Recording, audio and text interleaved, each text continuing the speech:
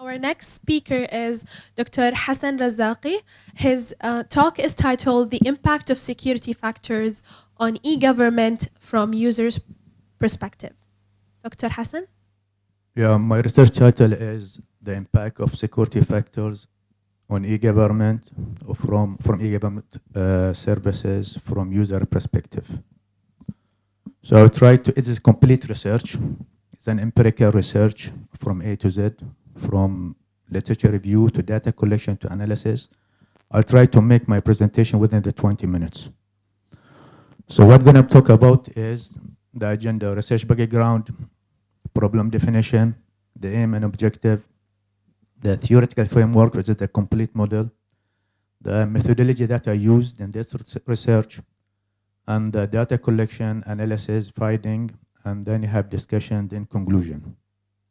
Now, the research background, now we know all the governments now worldwide, they have gone for the e-government services. All their services now almost online, one way or another. They are using so many means like websites, media, social medias, tools, and other tools. So almost everything is now online, but the users worldwide, they are not fully satisfied with the e-government services from the security, security angle. So according to this guy, Al-Hamouda, in 2015, he has mentioned some challenge, that comes every day, challenge from the technology. The technology is also advancing, and this challenge also has some problems with the security.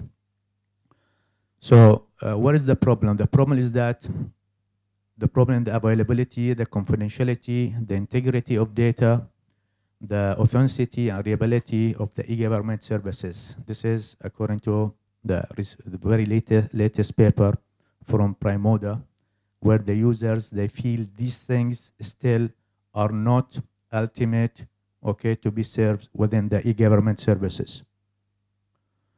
So now, so many researchers ensure that we need to make sure that the transaction between the users and e-government should be secure. Now, how to make it secure is a big challenge. Now, till now, I haven't found a specified paper saying that the e-government services of a so-and-so country is secure. Till now, nobody's announcing, because it's a big topic. And before I proceed, we have to differentiate between the security and the risk. Security and the risk. There's always mix up between these two words, the security and risk. Security is a big thing. Security includes so many things. Risk is part of the security. So sometimes the researchers talk about the risk, they mean about security, and sometimes they talk about security, they mean risk, but they are two different. So I'm gonna prove it later on in my model. So there are so many factors, according to the researchers, there are so many factors affecting the e-governments. So I've came up with a set of factors, but not all the factors. There may be more factors. So what is the problem now? Now, the factors concerning users of the e-government are not well addressed in the literature. That's one thing. Not all the factors are mentioned in the literature.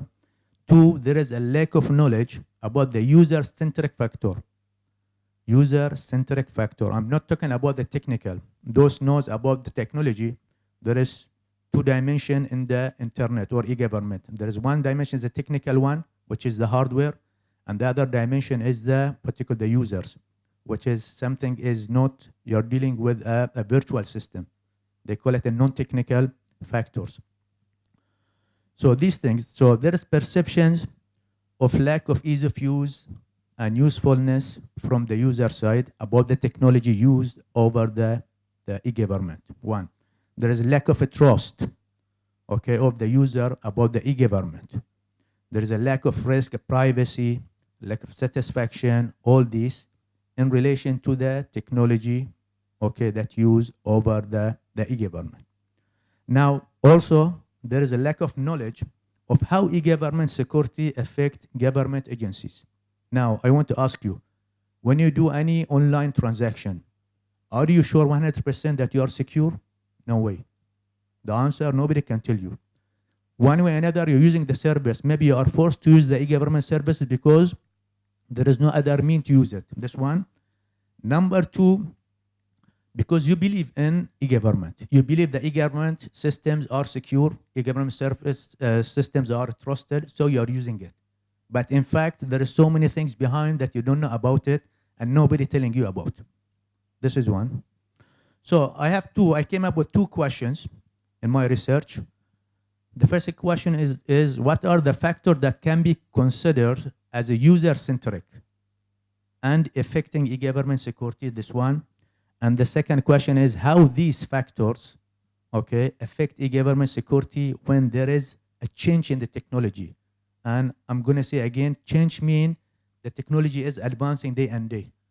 So many technology. So what are the factors that will affect the e-government services security? The aim of this research is to examine how changing technology as a contextual factor is related to user-centric e-government security.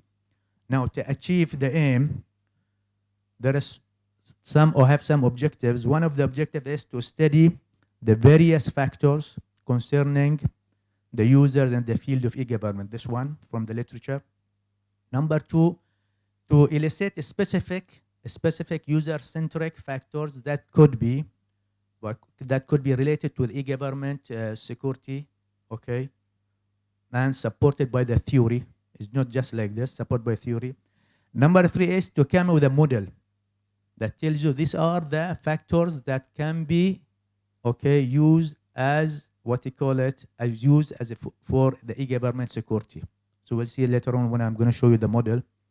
And the last one, the fourth objective is to derive finding by testing the model and achieve the aim. Now, the framework. Now, I did the literature, and I set up the research questions, the aim. Then I came to develop a framework for the research topic. Now, I found there are 2 types of factors. Now, there are factors that are related to e-government security or impacting or affecting the e-government security. Some factors are direct and the other factors are indirect. So let us see what are these. Now, risk to security, they call it direct factor. When you find the system secure, the risk is always low. So risk and security are inverse of each other. When the security is low, the risk is very high. This is what in the technology or the field of IT they talk about. We have trust and risk. They are also invert. When you trust in a system, you believe the risk is low. This is also a fact. And if you don't trust a system, it means the risk is very high. So this fact. These are the main 2 factors that are direct. Now, this is based on the theories, based on technology acceptance model, and based on other theories, I came with 2 conclusions. So I have a trust, risk, security. If you have high trust, you have less risk, then you believe there is high security. Now, there are other factors called usefulness and perceived of use. Now, when you go and conduct online services, how you perceive the ease of use of the system. Do you believe the system is easy of use? Especially for the first time. For example, if you renew your passport online, do you believe the system will help you to do this? It means when you click, the next step is easy to understand or it's difficult. They call it ease of use. Usefulness means the system will do for you the process without any difficulties. Without any difficulties, that's for you. This also 2 factors I found from the literature, and from this paper, the guy got Ayash 2013, he mentioned it. Now, there is one main factor here, I found it, is the technology. Technology is changing. You are using now WhatsApp to do communication. You are using Instagram to send things. Companies are publishing, doing advertising through Instagram. Governments, they are using Instagrams and other social media means. It means there is another change. So technology is changing. Now, when technology is changing, do you believe the security will be the same or no? There are so many reports that so many telephones has been hacked because of this technology. Now I tell you one thing. There is a software called Truecaller. Okay? You put it in your telephone, and any number comes from any place, you're gonna understand who's this guy. Now, how you know? So that guy is calling you, then you pick up the phone, you say, hello, Muhammad. You say, how you know? How you know my name? From where you got this? Because there is no privacy, there is no security to believe it. Huh? Anything in your telephone goes there, in their server, and other people will see it. This is a small example. So technology is changing. I have also other moderator factors, factors that have impact on the technology to the security, which is human-computer interaction. Human-computer. When you go online, you do something, you find the navigation bar is not clear, the color is not what you call it, user properly. When you click, there is delay. You're going to believe that there is something wrong behind the system. They call it moderator factors. So these also has impact on your security perception about the system. Privacy, quality, these. And I did some contextual factor, for example, education, to make sure whether, because my research is based on Bahrain. I distributed online. I sent 600 emails. I received 306. Okay. So, and I had 4 nationalities in my research. So I put some other factors, for example, nationality, to say whether Bahraini, non-Bahraini, do believe the same about the security of online services, of e-government experience, and this. So this is the framework. This is completely framework. This is according to my, what you call it, perspective. I came up with this. So technology has impact on the trust of the e-government. Trust can lead you to risk. Risk can lead you to e-government security. HCI, privacy, service quality are moderator, which has impact, act as a moderator between technology and the trust. So this is the model. Now, I go to the hypothesis. I had around 11 hypotheses. We'll mention it later on. I'm not going to go through it for the sake of time. So what the methodology I used? Now, I had 2 types of survey. I did pilot survey, and I did main survey. You know what is pilot. In pilot, I distributed 60, what you call it. I sent 60 emails. I received 52 valid. And from the pilot, I did refine my questionnaire. So added more question or not. Then I conduct the main survey, which I sent to 600, participants. I received 306 valid response. It's a big. Now, according to the research, 30 to 500 is enough for any big research. I had, for example, I had 58 questions in my survey. 58 questions. It's a big one. So covering all the, for example, all the cost structure. So the primary objective of the sample was the ordinary user of e-government. It's not everyone. So when I send email, I was mentioned in my email, if you have used at least one e-government services, please do the survey. Otherwise, you will not be, your response will not be valid or value for my research. I used statistical data analysis, SPSS and AMOS, for the analysis of the collection data. Now, data analysis and finding. What I found from this hypothesis, 2 hypotheses were rejected. I know it's small, but I tried to make it as up. So I found there is relationship between technology and the trust. There is a relationship between, for example, privacy and technology. There is a relationship between trust and, for example, risk. It is inverse relation. So, and there is a relation between risk and security in inverse as well. So I found this model is working fine, except two constructs. The relationship between 2 constructs were not valid. This is from the finding. As you can see here, and the last one, I found the nationality has nothing to do with the, with the people's trust in e-government. Nationality has nothing to do, almost, because I have 4 nationalities, Bahrainis, from India, from UK, and I found from Saudi Arabia as well. So they're almost have same perspective about the e-government security, and they said nationality has nothing to do with the, with the trust with e-governments.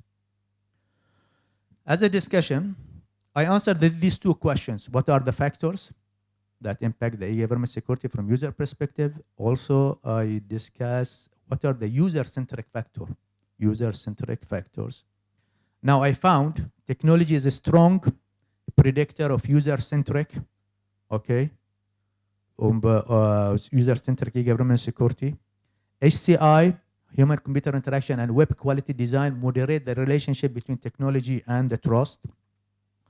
And perceive ease of use and usefulness, moderate the relationship between trust and e-government security. And contextual factor, for example, experience, nationalities, okay, education, okay, influence the relationship between trust and the e-government security. As a conclusion, my research,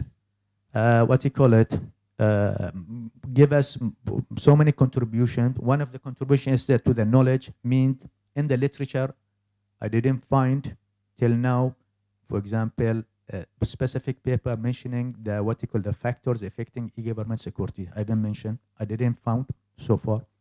2, technology is a challenge things. Change of technology means there is change. There will be effect on the security, okay, of the e-government services. Contribution to the theory, where I use the theory called psychotechnical theory, okay, to understand how the concept of e-government security manifests in reality. There's a very famous security, social technical security, it came HCI, technology acceptance models. Contribution to the methodology, the empirical study that I did from the conceptual model developed the answer, okay, for the research question. And contribution to the practice is that user can now or can know that there are user-centric factors, okay, that affect e-government security. There are. Limitation of the research is it has been conducted in Bahrain. I believe, I hope somebody will take the research and conduct in other parts of the world. There are more moderators exist. I mentioned 3 moderators. There could be more, but according to my study, I found 3 moderators, main moderators. There could be more. And the result of the research may not be generalized because of I'm doing it in Bahrain. Maybe we do it in other part of other nationality, they will give others. Future recommendation, need further research in different territory larger than Bahrain. And these are some references, and thank you very much.